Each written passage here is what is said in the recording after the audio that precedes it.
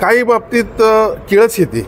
मी तुम्हाला सांगतो, अत्यंत प्रामाणिकपणानं त्या गांधी मैदानासाठी मी 5 कोटी रुपये मंजूर करून आणले निधी, आणि त्या ठिकाणी पोती टाकणे, गाद्या टाकणे, बकेट टाकून पाणी थांबवणे आणि मग अशा प्रकारचं हीन सुपारी घेऊन राजकारण करण्याचं काम काही लोक करत आहेत, त्यांचा मी या ठिकाणी निषेध करतो.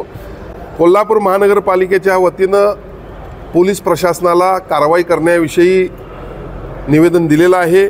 पोलीस प्रशासनानं तातडीनं ती कारवाई करावी, कारण काही समाजकंटक आपण म्हणू की त्या ठिकाणी दिसतंय की ज्या ठिकाणाहून पाण्याचा निचरा होतो त्या ठिकाणी गाद्या पोती टाकून ते पाणी थांबवलं गेलेलं आहे. हे कुणाचं नुकसान आहे हो? राजकारणाला घाणेरड्या राजकारण म्हणायला पाहिजे, काही मर्यादा पाहिजेत.